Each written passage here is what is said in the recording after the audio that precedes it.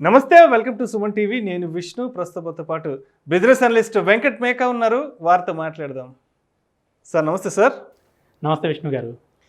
వెంకట్ గారు, సాధారణంగా stock market గురించి మాట్లాడుకుంటున్నప్పుడు అందరూ సర్వసాధారణంగా ఈ ప్రైస్ యాక్షన్ గురించి, టెక్నికల్ ఇండికేటర్స్ గురించి, అదేవిధంగా ఫండమెంటల్ అనాలిసిస్ గురించి ఎక్కువగా మాట్లాడుతుంటారు. అయితే ఇవి కాకుండా స్టాక్ మార్కెట్లో బాగా డబ్బులు సంపాదించడానికి ఏవైనా సులువైన మార్గాలు కానీ, సులువైన టెక్నిక్స్ ఏమన్నా ఉంటాయి అంటారా? అసలు చాలా రకాల టెక్నిక్స్ ఉన్నాయి విష్ణు గారు.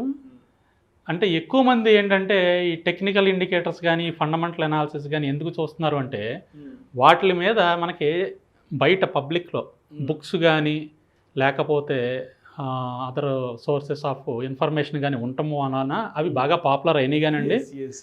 మనకి వివిధ రకాల మార్గాలు చాలా ఉన్నాయండి. ఇవి కాకుండా మార్కెట్ని అనాలిసిస్ చేసి మార్కెట్లో చిన్న చిన్న వెరీ సింపుల్ టెక్నిక్తో మనం మార్కెట్ని స్టడీ చేసి మార్కెట్లో సంపాదించే మార్గాలు అయితే చాలా ఉన్నాయండి. వాటిల్లో ఒక సింపుల్ టెక్నిక్ అండి, చాలామంది నెగ్లెక్ట్ చేస్తారు ఈ టెక్నిక్ని. అంటే ఈ విషయాన్ని కూడా చాలామంది పట్టించుకోరు. వాల్యూమ్ అనాలిసిస్ అండి. Volume analysis. చాలామంది ఏంటంటే ప్రైజ్ను చూస్తారు, దాని మీద ఇండికేటర్ పెడతారు, లేదా ఫండమెంటల్గా ప్రైజ్ ఏముందని చూస్తారు. ఆర్ఓసి అంటారు, ఆర్ఓఈ అంటారు, పిఈ అంటారు, ఇలా రకరకాలుగా ఫండమెంటల్ అనాలిసిస్ కూడా చేస్తారు. కానీ వాల్యూమ్ మీద అనాలిసిస్ చేసే వాళ్ళు చాలా తక్కువ మంది ఉన్నారండి. లేరు అని అనట్లేదు, చాలా తక్కువ మంది ఉన్నారు. కాకపోతే పాపులారిటీ అనేది మిగతా వాటితో పోలిస్తే కంపారిటివ్లీ వెరీ లో అండి. సో మనం వాల్యూమ్ అనాలిసిస్ మీద కాన్సన్ట్రేట్ చేసి దాన్ని బేస్ చేసుకుని మనం కనుక చూసుకోగలిగితే ఇంట్రాడేలో అయినా పొజిషనల్గా అయినా ఎలా అయినా కూడా స్టాక్ యొక్క మూమెంట్ మనకు అర్థమైపోతుందండి. ఓకే. సో వాల్యూమ్ ఏం చెప్తుంది మనకి, దానిలో ఉన్న స్ట్రెంగ్త్ ఎంత, బయింగ్ స్ట్రెంగ్త్ ఎంత ఉంది, సెల్లింగ్ స్ట్రెంగ్త్ ఉంది, ఎటు సైడ్ మూమెంటం ఎక్కువ ఉందో మనకి తెలిస్తే మనకి బయింగ్ స్ట్రెంగ్త్ కనబడింది అనుకోండి బై వైపు వెళ్తాం, సెల్లింగ్ స్ట్రెంగ్త్ వాల్యూమ్లో ఎక్కువ ఉందనుకోండి సెల్ సైడ్ వెళ్తాం. చాలామంది అంటారు ప్రతి ట్రాన్సాక్షన్కి equal number of buyers sellers ఉన్నారు, ఇంకా దాంట్లో బయింగ్ స్ట్రెంత్ ఏంటి, సెల్లింగ్ స్ట్రెంత్ ఏంటి అంటారు. కానీ అది ఉన్నా కూడా బయింగ్ స్ట్రెంత్, సెల్లింగ్ స్ట్రెంత్ అనేది మనం కనుక్కోవచ్చండి. సో దానికి వేరే టెక్నిక్స్ చాలా ఉన్నాయి. సో ఈ వాల్యూమ్ అనాలిసిస్ మీద ఒక ఇంట్రాడే సింపుల్ టెక్నిక్తో ఇంట్రాడే ఒక స్ట్రాటజీ ఒకటి నేను చెప్తానండి. ఈ టెక్నిక్ ద్వారా ఏం ఇండికేటర్లు యూజ్ చేయకుండా కేవలం వాల్యూమ్ని అబ్జర్వ్ చేస్తా మనం ఇంట్రాడేలో చాలా సింపుల్గా డబ్బులు సంపాదించే మార్గం అనేది నేను ఇప్పుడు చెప్తానండి. దాన్ని ఇంట్రాడే అనుకోండి, లేకపోతే 1 or 2 days హోల్డింగ్ కాబట్టి బీటీఎస్టీ అనుకోవచ్చు, ఎలా అయినా అనుకోండి. బీటీఎస్టీ అంటే కొంతమంది తెలియకపోవచ్చు, దాన్ని బై టుడే సెల్ టుమారో అంటారు. Okay okay. సో అంటే ఈ రోజు కొని రేపు అమ్మొచ్చు. అంటే టార్గెట్ ఈ రోజు వస్తే ఈ రోజు అమ్ముతాం, ఇంట్రాడే అవుతుంది. ఈ రోజు రాకపోతే రేపటి వరకు ఉంచుకుంటాం, దాన్ని బీటీఎస్టీ అంటారు. ఒకవేళ టార్గెట్ రేపు కూడా రాకపోతే ఎల్లుండికి వస్తుందండి. సో ఎలా జరిగినా టార్గెట్ రావడం అయితే పక్కా అనమాట. సో దాదాపుగా మీకు 90% ఆఫ్ ది టైం మనకి టార్గెట్ వస్తుందండి. చాలా తక్కువ టైం, ఓన్లీ 10% ఆఫ్ ది టైమే మనకి టార్గెట్ రాలేదు, అంటే మా పర్సనల్ అబ్జర్వేషన్లో. అంటే ఇక్కడ చూసింగ్ ఆఫ్ స్టాక్ కూడా చాలా ఇంపార్టెంట్.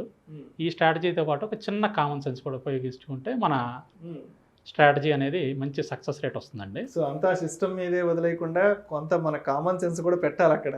అంతే కదండి. ఆబ్వియస్లీ. ఇప్పుడు డ్రైవర్ లేని కార్ అని చెప్పేసి అందరూ ఎక్కుతారు. మన పంజాగుట్లో తోలమంటే డ్రైవర్ లేని కార్ వెళ్తుందా? లేదు కదా. సో అక్కడ మనం ఖచ్చితంగా స్టీరింగ్ కంట్రోల్ తీసుకోవాలి కొద్దిగా. సో మార్కెట్ కూడా అంతే.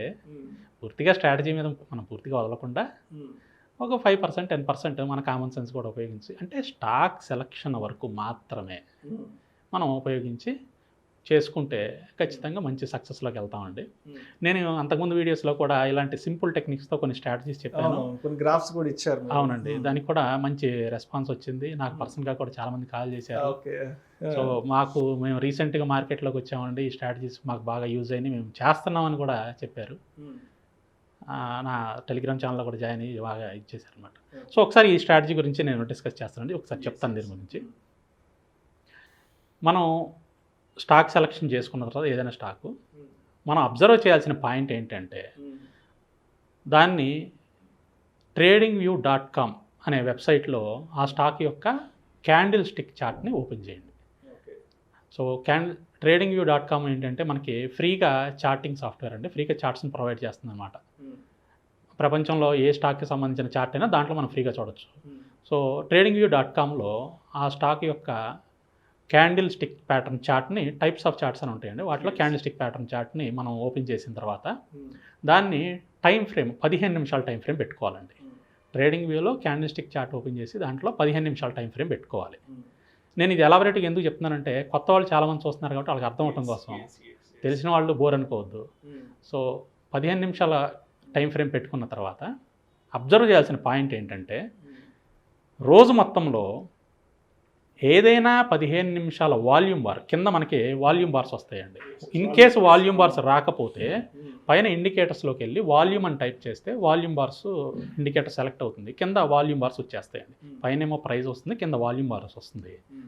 సో ఇప్పుడు మీకు ఎగ్జాంపుల్లో ఈ చార్ట్ చూపిస్తున్నాను చూడండి. మన ఎగ్జాంపుల్లో మనం పెట్టుకున్న చార్ట్ వచ్చేసి ఎస్ కార్డ్స్ అండి. మీకు పైన యారో మార్క్తో నేను ఎస్ కార్డ్స్ చూపించాను. ఆ ఎస్ కార్డ్స్ పక్కన 15 అని ఉంది కదండి, అదేమో 15 మినిట్స్ టైం ఫ్రేమ్ అండి, క్యాండిల్ స్టిక్ ప్యాటర్న్. సో ఎస్ కార్డ్స్ 15 మినిట్స్ చార్ట్లో నేను కింద వాల్యూమ్ బార్స్ని మార్క్ చేశాను చూడండి. అక్కడ వాల్యూమ్ బార్లో 15 నిమిషాల వాల్యూమ్ బారు ఏదైతే ఉందో మార్క్ చేసింది అది ప్రీవియస్ 3 days వాల్యూమ్ బార్స్ ఏదైతే ఉంటాయో ఆ 3 days వాల్యూమ్ బార్స్ కన్నా కూడా నేను మార్క్ చేసిన వాల్యూమ్ బార్ పెద్దగా ఉంటుంది. అంటే ఏదైనా వాల్యూమ్ బారు ప్రీవియస్ 3 days వాల్యూమ్ బార్స్ కన్నా పెద్దగా ఉండి దానికన్నా ముందు వాల్యూమ్ బార్ కన్నా కూడా ఇది 2 times పెద్దగా ఉండాలి. ప్రీవియస్ 3 days వాల్యూమ్ బార్ కన్నా హైయెస్ట్ ఉండాలి, ముందు వాల్యూమ్ బార్కి 2 times హైయెస్ట్ ఉండాలి. ఆ ఉన్న వాల్యూమ్ బార్నే మనం సెలెక్ట్ చేసుకోవాలి. సో ఆ వాల్యూమ్ బార్ ఏ క్యాండిల్లో అయితే వచ్చిందో దాన్ని మనం ట్రిగ్గర్ క్యాండిల్ అంటాం. Trigger candle. సో ఆ క్యాండిల్ క్లోజ్ అవ్వగానే క్లోజ్ దగ్గర మనము బై చేయాలన్నమాట. క్లోజ్ దగ్గర బై చేయండి. ఆ క్యాండిల్ దగ్గర నుంచి ప్రీవియస్ స్వింగ్ లో ఏదైతే ఉంటుందో, అంటే ప్రీవియస్ లో ఏదైతే ఉంటుందో అదేమో స్టాప్ లాస్ కింద మెయింటైన్ చేయండి. ఈ రెండింటికి మధ్య ఉన్న డిఫరెన్స్, స్టాప్ లాస్కి మన బై ప్రైస్గా ఉన్న డిఫరెన్స్కి 2 timesని టార్గెట్ కింద పెట్టుకోండి. Minimum 2 times. మా అబ్జర్వేషన్లో 5 times 6 times కూడా వచ్చినాయి, కొన్ని 10 times కూడా వెళ్ళినాయి. బట్ సేఫ్ సైడ్గా 2 times పెట్టుకోండి. సో మీకు ప్రతిదీ కూడా నేను ఇక్కడ చార్ట్లో మార్క్ చేశాను చూడండి. ఎస్ కార్డ్స్లో మనకి ఎక్కడైతే వచ్చిందో బై అనేది, ఆ బై దగ్గర నుంచి నెక్స్ట్ డే కాకుండా ఆ తర్వాత రోజు మనకి టార్గెట్ వచ్చింది. టార్గెట్ వచ్చిన తర్వాత కూడా ఇంకా పైకి వెళ్ళింది, కానీ మనం 2 times రాగానే మనం టార్గెట్ దగ్గర తీసేసాం. సో ఇంత సింపుల్గా ఇక్కడ మనం ఏ ఇండికేటర్లు యూజ్ చేయలేదండి. పైన ప్రైస్ ఉంది, కింద వాల్యూమ్ ఉంది. మనం అబ్జర్వ్ చేసింది ఏంటి, వాల్యూమ్ 3 రోజుల వాల్యూమ్ కన్నా ఇది ఎక్కువ ఉంది, ప్రీవియస్ క్యాండిల్ కన్నా ఈ క్యాండిల్ వాల్యూమ్ డబుల్ ఉంది, 2 times ఎక్కువ ఉంది. సో ఏదైతే ఉందో ఆ క్యాండిల్ క్లోజ్ దగ్గర మనం బై చేస్తున్నాం. ప్రీవియస్ స్వింగ్లో స్టాప్ లాస్ కింద పెట్టుకుంటున్నాం. ఈ రెండు స్టాప్ లాస్కి బైకి ఉన్న డిస్టెన్స్ ఏదైతే ఉంటుందో ఆ డిస్టెన్స్కి 2 times మనం టార్గెట్ కింద పెట్టుకుంటున్నాం. అది ఒక్కొక్క రోజు సేమ్ డే వస్తుందండి, ఒక్కొక్క రోజు 1 or 2 days టైం పడుతుంది. సో మీరు ఏం చేస్తారు, సేమ్ డే వస్తే పొజిషన్ క్లోజ్ చేస్తారు, లేదా నెక్స్ట్ డేకి వెయిట్ చేయండి. Maximum 2 days. ఆ తర్వాత రోజు కూడా మీకు టార్గెట్ రాకపోతే పొజిషన్ని క్లోజ్ చేసేయండి ఎక్కడ ఉంటే అక్కడ. సో 1:1 రాగానే, అంటే సపోజ్ ఈ రేంజ్ ఏదైతే ఉంటుందో మీరు బై చేసింది స్టాప్ లాస్ రేంజ్ 10 పాయింట్లు ఉందనుకోండి, మీకు 10 పాయింట్లు దూరం వెళ్ళిన తర్వాత మీరు ఏం చేస్తారంటే స్టాప్ లాస్ని మీరు ఎక్కడైతే కొన్నారో అక్కడికి స్టాప్ లాస్ని మూవ్ చేయండి. సో దట్ ఏమవుతుంది అంటే ఒక్కొక్కసారి పొజిషన్ వీక్ అయింది అనుకోండి, అంటే ట్రెండ్ వీక్ అయింది అనుకోండి, అది వెనక తిరిగి వచ్చేస్తుంది. వెనక తిరిగి వచ్చినప్పుడు ఏమవుతుంది, మనకు లాస్లోకి రాకుండా మనం ఎక్కడైతే కొన్నామో అక్కడే పొజిషన్ తీసేస్తాం. సో లాస్ అనేది రాకుండా ఉంటుందన్నమాట.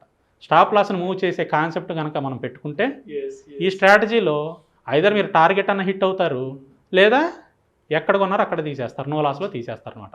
అందుకనే నేను మొదట్లో స్టార్టింగ్లోనే చెప్పాను 90% ఆఫ్ ది టైము ఇది సక్సెస్ ఉంటుంది అని. మనకి స్టాప్ లాస్ హిట్ అయితేనే ఫెయిల్యూర్ అంటాం, కానీ స్టాప్ లాస్ హిట్ అయిపోతే సక్సెస్ కింద ట్రీట్ చేస్తాం. కాబట్టి మోస్ట్ ఆఫ్ ది టైం మనకి సక్సెస్లోనే ఉంటుంది. మా పర్సనల్ అబ్జర్వేషన్లో 5 times 10 times కూడా వెళ్ళినాయండి స్టాక్స్, కానీ సేఫ్ సైడ్ 2 times వరకు చూడండి. మీరు కొంతకాలం ప్రాక్టీస్ చేసిన తర్వాత మీకు ఎంతగా దూరం టార్గెట్ పెట్టుకోవాలి, స్టాప్ లాస్ ఎట్లా మూవ్ చేయాలనేది మీ పర్సనల్ అబ్జర్వేషన్లో వచ్చేస్తుంది. అందుకని నేను కామన్ సెన్స్ అనే వర్డ్ వాడింది ఇందాక. కొంచెం తెలివి, కొంచెం తెలివి. ఇంకొకటండి, స్టాక్ సెలక్షన్ అప్పుడు కూడా మనం చూసుకోవాల్సింది ఏంటి అంటే పెన్నీ స్టాక్స్ ఒకటి, లో లిక్విడిటీ ఉన్న స్టాక్స్ ఒకటి అవాయిడ్ చేయండి. దీనికి అవాయిడ్ చేయాలి. మెయిన్ మనం చూసుకోవాల్సింది ఏంటంటే నిఫ్టీ 50, నిఫ్టీ నెక్స్ట్ 50, అలాగే నిఫ్టీ 100 ఇలాంటి స్టాక్స్ ఉన్నాయి చూడండి, అవి మాత్రమే చూసుకోండి. అలాగే నిఫ్టీలో డెరివేటివ్ సెగ్మెంట్స్లో ఉన్న స్టాక్స్ని కూడా మనం యూస్ చేసుకోవచ్చు. అంతేగాని పెన్నీ స్టాక్స్ ₹10 ₹5 స్టాక్స్ మీద కానీ లో లిక్విడిటీ అంటే ఆ రోజు మొత్తం అది ట్రేడ్ జరిగినా కూడా 1000 కన్నా ఎక్కువ వాల్యూమ్ ఉండదు అలాంటి స్టాక్స్. ఇట్లాంటి స్ట్రాటజీ అక్కడ పనికిరాదు. పనికిరాదు. సరే మిడ్ క్యాప్ లార్జ్ క్యాప్ అట్లాంటి వాటి మీద ఈ స్ట్రాటజీని మనం తీసుకెళ్ళాలి, కానీ ₹5 ₹10 స్టాక్స్ మీద పెట్టడం అనవసరం అంటారు ఈ స్ట్రాటజీని. అలాంటి దాని మీద అయితే మీకు ఫెయిల్ అవ్వడానికి ఛాన్స్లు ఉంటాయి, ఎందుకంటే అది ఇండికేటర్లు కూడా అలాంటి స్టాకులు పెడితే ఫెయిల్ అవుతాయి. సో దాని మీద ఏది పని చేయదండి. సో ఈ విధంగా చేసుకుంటే ఇప్పుడు నేను చెప్పిన కాన్సెప్ట్ ప్రకారం మీరు ఫండమెంటల్ టెక్నికల్ అనాలిసిస్ అట్లాంటివి ఏమీ చేయక్కర్లేదు, ఈ వాల్యూమ్ అనాలిసిస్ మాత్రమే చేస్తారు. సో కొంతమంది దీన్ని టెక్నికల్ అనాలిసిస్ కూడా అని అంటారు వాల్యూమ్ని, కానీ టెక్నికల్ అనాలిసిస్ కొంచెం డిఫరెంట్, బట్ కలిపితే కలుపుకోవచ్చు, అది మీ ఇష్టం. నేనేం చెప్తున్నాను అంటే కేవలం కింద వచ్చే వాల్యూమ్ బార్నే చూడండి, దాని సబ్సిక్వెంట్గా 3 days బ్యాక్ క్యాండిల్ ప్యాటర్న్ ఎలా ఉందో చూసుకొని చేసుకుంటే చాలా సింపుల్గా ఈ స్ట్రాటజీతో సక్సెస్ అవడానికి స్కోప్ ఉందండి. Right. Thank you sir, thank you so much Venkat గారు.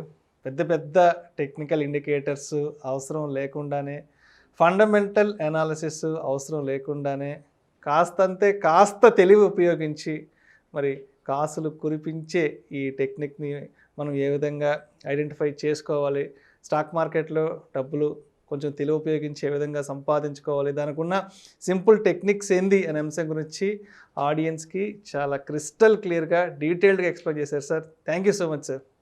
థ్యాంక్ యూ విష్ణు గారు.